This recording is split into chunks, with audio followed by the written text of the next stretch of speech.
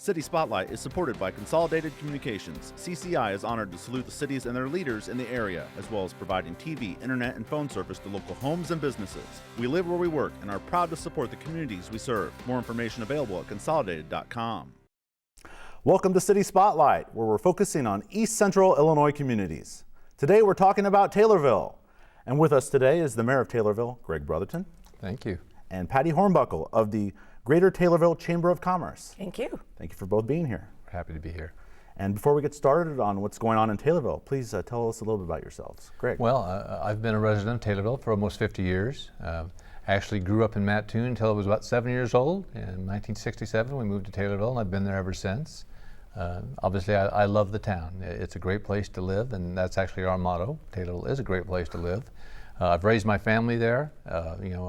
I'll probably see my grandkids there at some point.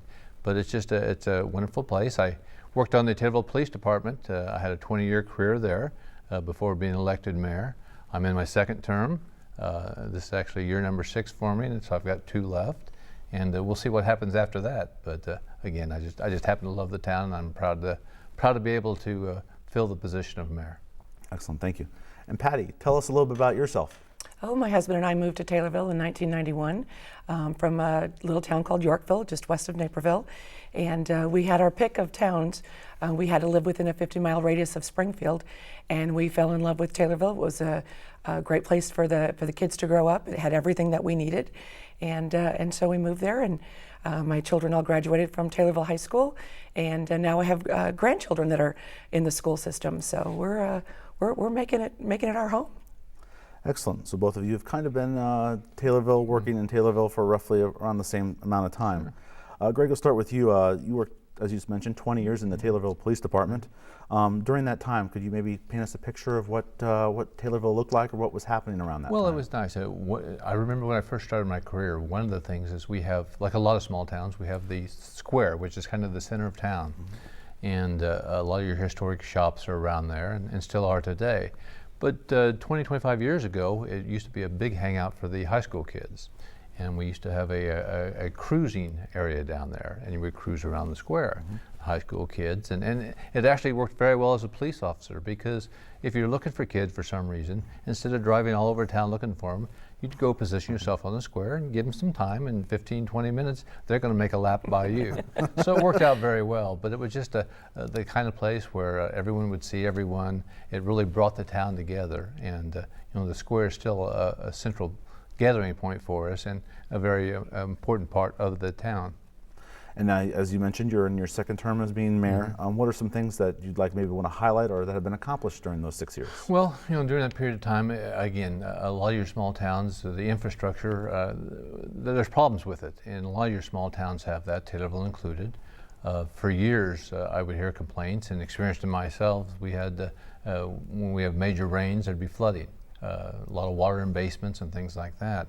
And it was because the infrastructure was 80 to 100 years old, and a lot of that the drainage had broken and needed to be replaced. So in the last 4 years, we've invested over $10 million in trying to update that, and we've had quite a bit of success. And it's good to get those kind of phone calls now with people thanking you. Again, 4 or 5 years ago, I'd get the phone calls that, how long am I going to have to put up with this, Mayor? And now that we've invested money in, they'll call me back and says, we got 3 inches of rain and my basement's dry as can be, and thank you, Mayor, for doing that. So that's good. Excellent. Patty, you told us that you moved from Yorkville to Taylorville about 25 years ago. What did you know about Taylorville prior to moving there, and maybe a couple things that you've noticed during the time since you've been in Taylorville? Well, prior to moving here, we had made a couple of trips down to Central Illinois, and like I said, trying to pick out the town that we, wanted that we were going to choose for raising our family, and so, we were welcomed in. We did a lot of research as far as to the local people. We had a lot of conversations, and Taylorville was the friendliest. They, like I said, they were very welcoming, and so that's kind of what we decided to do, was to just plant our family here. Okay, excellent. And just this past year, Taylorville celebrated 175 years. Yes. What was that celebration like? And more importantly, what does that mean for Taylorville celebrating 175 years? Well, it was quite an experience, and I learned myself a lot. It's if you don't have the opportunity and haven't had the time, I wish everyone would take it to kind of look into your town's history. Because looking at some of the historic pictures, they really tell a story. And you look at some of the old buildings around town, and it's hard to think about how many lives went on through those buildings. Like some of them are well over 100 years now, and so there's been 4 or 5 generations of workers and their families that have gone in those buildings, and there's been a dozen different businesses there. And something you didn't know that 80 years ago that used to be a pharmacy or something else, or they used to do upholstery for wagon carriages or something like that. But you see these old pictures and you look at the faces of the people there, and you just feel a connection. Again, you're part of that town now, and you know that sometime in the future people are going to look back at pictures today and think the same things. I wonder what they were thinking about this time. Were they facing the same type of problems and concerns that I am now today? So it's very interesting. And prior to our taping, you told us that you had this celebration around the same time of your annual Chili Fest. Yes. That lot going on there, and we'll talk a little bit more about Chili Fest later, but what was that whole experience of, because you had it at the same exact time as Chili Fest? Yes, we put it in conjunction with Chili Fest. If we're going to bring that many people, to the town for Chili Fest, we might as well, have the 175th then too, and like I said, and double the experience. And we also did it in conjunction with the Christian County Historical Society. And so what that meant to them was, all this history that we have talked about, it brought people over to the Historical Society. People that have been here all their lives that have never been over there. The original courthouse for Christian County is located there. And like I said, there's the historical buildings that they have it's amazing. So if they haven't been there, they need to go. And like I said, we really try to push that too. A couple pictures you sent me over. Where one of them was it was a beard competition. Sure. Put that on the screen for people to see. One of them was yourself. So right. What was that all about? Well, I've had a beard twice in my life.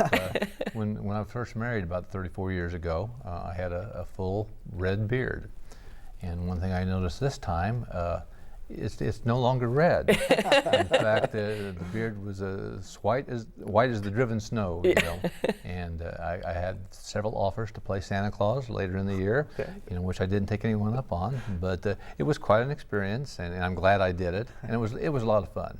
And then for the contest itself, we advertised it for 6 to 8 weeks prior to the actual contest, and we had probably 10 or more participants in it. And we picked out winners from that group, and I think everyone really enjoyed it.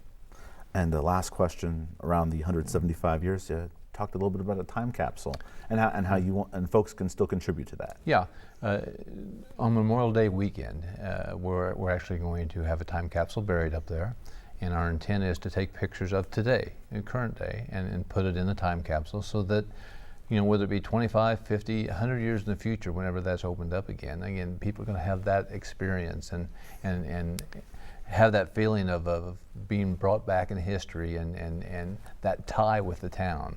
And so we're looking forward to that, and we're asking our local businesses, take pictures of your buildings, take pictures of your staff, so that the future generations will have a chance to look back and ask all the questions. I look back now at the old photographs I shared with you.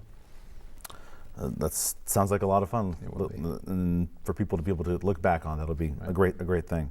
Let's move into some of the current issues in Taylorville, and if you could describe the economic landscape of Taylorville right now. Well, I think it's challenging. I think municipalities across the state are in the same situation. There's not enough money to go around, and again, infrastructure, I have to bring that up once again. If you drive through the roads of Illinois, you know that statewide we need some work. And municipalities are no different. It's just very expensive to try and keep those roads, looking good and working well. And I'm not sure where that money's going to come from. Again, so that's something we face every day. Is how we're going to pay for that. The other infrastructure we hit on a little bit, the sanitary sewers. We have to work on them along with the storm sewers. And again, there's stuff that have lived their useful life. They're kind of at the end of it. And so now a lot of small towns have to make that decision. How much investment are we going to have to put back into it so that we can continue to grow?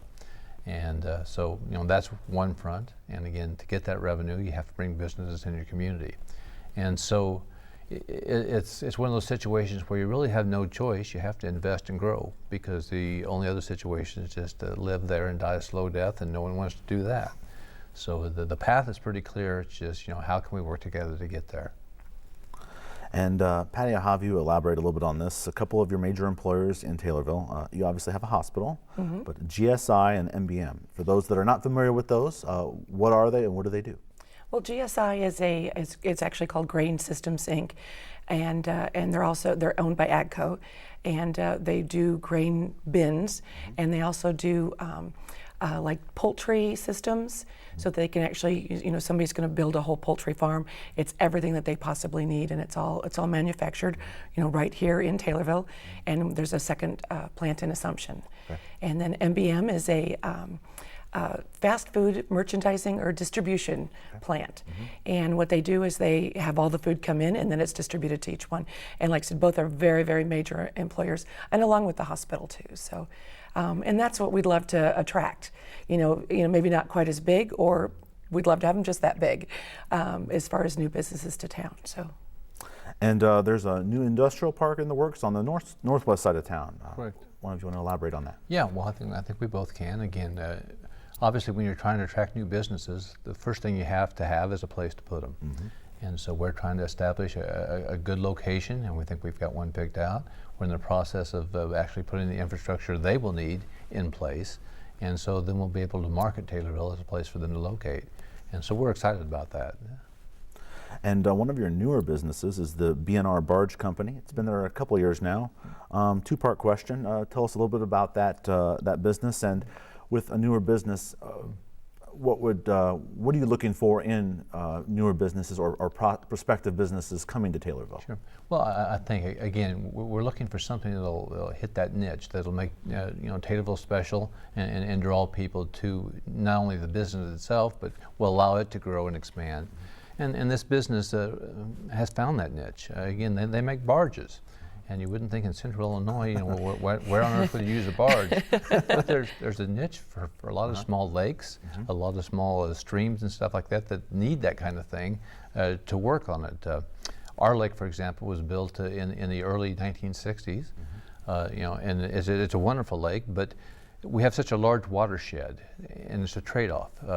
If we get a good rain, it only takes a day or two to fill our lake back up to the proper level, and that's a good thing. The bad thing is it brings a lot of silt and things in there. So after 50 or 60 years, it's time that we need to probably dredge that lake, which is a very expensive proposition. We will be using barges in some form to do that kind of work. And so to have a manufacturer right there in our own community, that bodes well for us. Excellent. And you had mentioned before we started taping that you're trying to strengthen the workforce through the local community colleges. Right. Well, again, we're trying to educate our workforce, because that's one thing employers are looking for, is a well-educated workforce. So we're using the colleges for that purpose. The barge company, for example, obviously barges are made of steel, and so there's a lot of welding involved. And so they've contacted our local colleges and who have these welding programs, and got some of their top students out there, and now have offered them full-time jobs, and it's worked out real well for them. And for the community as a whole, for Taylorville and the surrounding areas to have access to, you have one kind of there, a location, but you also are nearby other ones. Either one of you want to talk about having the local community colleges nearby? Oh yeah, well, like I said, with Lincoln Land, in the Taylorville facility, not only do we have that, but we're very close to Springfield. We also have Richland and Lakeland College, and so both of those have great workforce centers. And like I said, so that's the key, is to get these people trained, and we have the force to do it. We have the people that can work, and we just need them, to have some place to go. Let's go back to talking about the square in Taylorville. A lot of Central Illinois towns have that. Talk a little bit about those businesses that, as you mentioned, a lot of them have been there for over 100 years. What is their importance to Taylorville? Well, again, it's such a tie. To the people that have lived around there for most of their lives, 50 or 60 years, the way I have. Again, you kind of grew up around that square. That was the center. That was the gathering place. We talked about 175th celebration. You can go back and look at the pictures, and there was literally thousands of people that would gather on that square for different events. In fact, looking at the picture, I was telling Patty on the way up here, every time you look at them, you find something new. Yes. And if you look at some of those pictures, you'll look up and see, you'll see a fuzzy kind of picture, a person looking upward, and you say, I wonder what he's staring at. And I noticed today, they must have had a circus in town at that time, because there's a guy on a tightrope walking it. Another guy, had some kind of apparatus in his teeth, and he's dangled in the air, just, with the only support coming from his mouth. And so it's good to look back on that, and I talked about in 20 years ago, the kids would gather there and cruise around that square. And today things, it's more of a challenge. Society is changing. We talk about the bricks and mortar stores giving way to, a lot of the internet shopping. So that's always going to be a challenge. We had to deal with, we have an incredible Walmart located in Taylorville, but again, people would now go to Walmart. That pulls some of the people out of the stores up there on the square. So now you have to look for, people will fill those special niches to get them in there, that offer something that the local Walmart doesn't, that makes them special. And so we're always looking for someone to step forward and do that. And because of that, on a yearly basis, we usually see 1 or 2 different stores open up on the square area and try and make a go of it. And some of them have been very successful. And one of those locations, you told me that it structurally came apart. And you told me a little story about a gentleman that has kind of brought it back up. Sure. And what does that say about Taylorville, and maybe that gentleman in particular wanting to build that building back up? Well, I think he recognizes, how important the square is to us and to the vitality of the city. Again, the building itself was over 100 years old. It used to be, it's well known for the people that have been there most of their lives as George's Candy Shop. That was, if you look back to the 1950s and 60s, the malt shop type thing, that's kind of what it was for our area. And so when that building came down and the front of it just kind of collapsed, and so the danger was, are we now going to have a hole in our square? Again, these are beautiful historic buildings, and if all of a sudden you have a space, the analogy I use is like a beautiful smile with your front tooth missing. So we definitely did not want that to happen, and we were all worried about that, because it's very expensive to put these buildings back up. But the young man that owns it right now, he's very responsible. He stepped forward, he cleaned up the mess, and he's fully dedicated to restoring it to its former glory, and he's making great strides towards that. The brick is now all back in place. He's going to start next week working on the windows, trying to put in the authentic window type that was there 100 years ago, and we're excited about it. Yes. So. And Patty, you told me your office is on the 2nd floor of a building overlooking the square, and you've kind of caught yourself glancing a couple times. Tell us about, when you look out your window, what do you see? My view is actually breathtaking. Like I said, we're at the 2nd floor of U.S. Bank, and so we look directly onto the south entrance of the courthouse. So there's always a lot of activity there. But every day I'm just amazed by the trees that are there, and just the people that are walking around. And like I said, it's a beautiful, beautiful courthouse with a lot of history. It's got the big clock tower on the top, and it's, like I said, it's just beautiful. And when we talk about the location of Taylorville, located more central Illinois, 30 minutes from Springfield and Decatur. Talk about the location of Taylorville being a strength. Well, I think it's a huge strength, especially for people that aren't big fans of the big city life, for example. Both those towns, Springfield and Decatur, both 100,000 or so in population. And so they offer everything we might want. By the same token, with the problems that come with living in a town that size, you can go 30 miles south to Taylorville and you escape all that. We talked on the phone. I mean, some of those towns, they have some crime problems. They have some problems with gangs. We've never had that kind of problem, and so we get the best of both worlds, I guess. The quietness of small town living here in Taylorville, but yet we can go to either one of those sides and enjoy what the larger cities have to offer. So I couldn't imagine a better location for a place like Taylorville. And the road that connects Taylorville and Springfield is Route 29, Illinois 29. It's becoming a 4-lane road, and I understand that's a project that has been in the works for quite a while. Yeah, well over 20 years, and we had a local group there that got behind it early. I mean, it was a kind of a hazardous drive, 20 years ago, and there were a lot of accidents and unfortunately quite a few fatalities. And the local group got together and said, we're going to change this. We need to make this road safer. and make it a 4-lane would not only do that, but it would also enhance Taylorville's economic future. And they worked hard on that. They got the first part done, probably 6-7 years ago. There was some fear that there was a part in the middle, about the 6.3 miles, that was left unfinished. And never knowing what the state legislature is going to do, you never know if they're going to get back to finish that or not. But we're happy to report that they allocated the money for it. They started work on it last year, and they should finish it up this year. So we're very excited about that.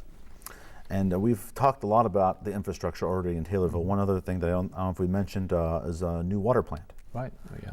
Well, there again, we've got a water plant that was aging. It was built in the early 1950s, and technology has changed so much that it's like anything else. You can't buy those parts anymore.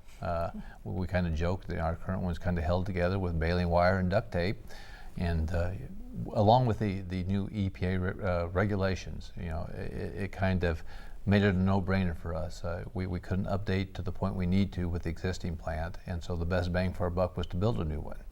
Now, when I say best bang for the buck, we're talking about $27 million, and our citizens will be quick to point out that that'll be paid primarily through water rate increases. And so, that's, as a politician, that's not something you get excited about telling your folks. Guess what? We're going to probably double your water rates. But most of them have understood, and they know where we are. They know that's where we have to go at this point, and they've been very supportive of it. We have just a few minutes left, so I'm actually going to skip over one of the things we were going to talk about, and maybe at a future episode we can talk a little bit about. I want to hear about the connection, Taylorville and Abraham Lincoln. So if Patty, kind of give us the Cliff Notes story on that. Yeah, well, obviously many years ago, Abraham Lincoln, he practiced law, and Taylorville was on his circuit. And so he had a fairly important murder case that he was working on, and he was trying to, plead his case. And there was a lot of noise underneath our original courthouse, and the courthouse was obviously raised above the ground because that's where the pigs would wallow. And so with this noise coming from the pigs squealing, the Abraham Lincoln asked the judge for a writ of quietus, and actually wanted that to be, a law. So that happened, and that's kind of what made us famous for Abraham Lincoln and the pigs. So we actually have a pig statue on the square, Abraham Lincoln and the pig.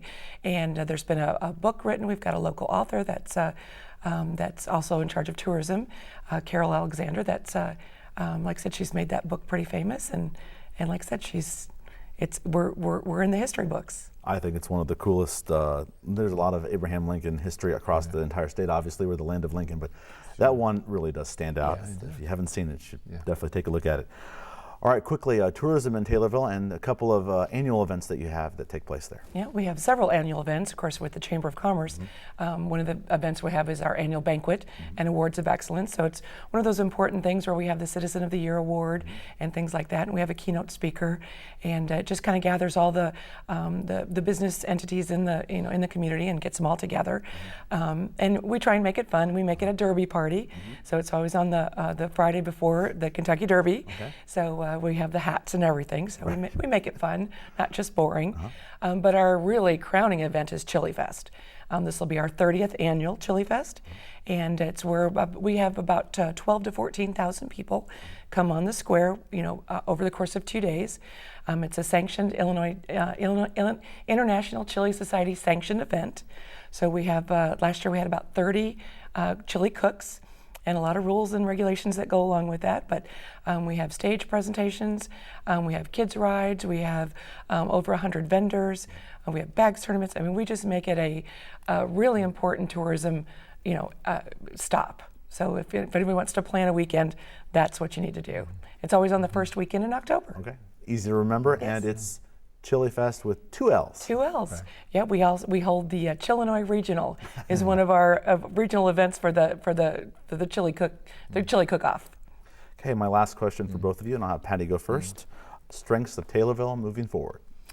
Oh, I wouldn't even know where to start as far as, I'm in love with the school systems. That to me, we've got some new structures going up in Taylorville with addition onto North School. But like I said, with kids in the school system, with grandchildren in the school system, I think that's a really good, strong pull for us. And with us being very, close to Springfield. Even if they work in Springfield, I want them to live in Taylorville and go to our schools and shop at our stores. And like I said, it's just it's a great place to live. And Greg, what can you add upon that? How can Taylorville build upon that? Well, it's about the same thing again. We talked about the location, and again, having been a person who's actually raised his family here, I cannot imagine a better place to do that. Again, it's small enough where you're going to know who your kids are friends with, you're going to know who your neighbors are, and so many of the larger towns, you've kind of lost that now. So, we have that unity here in Taylorville that I hope we never lose.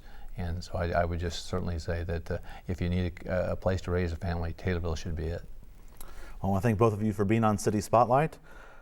Greg Brotherton, the Mayor of Taylorville, and Patty Hornbuckle of the Greater Taylorville Chamber of Commerce. Thank you for being here. Thank you very much. And now let's take a look at some of the upcoming activities going on in Taylorville.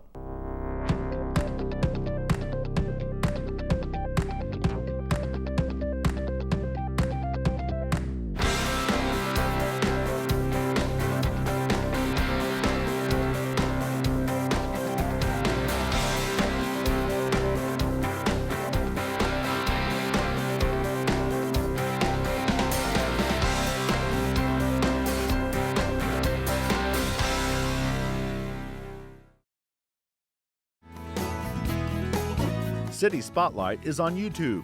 Past episodes can be viewed on East Central Illinois towns that have been featured on City Spotlight. Just search on YouTube City Spotlight with the show number and the name of the town. Listed on your screen are the recent episodes of City Spotlight. City Spotlight is supported by Consolidated Communications. CCI is honored to salute the cities and their leaders in the area, as well as providing TV, internet, and phone service to local homes and businesses. We live where we work and are proud to support the communities we serve. More information available at consolidated.com.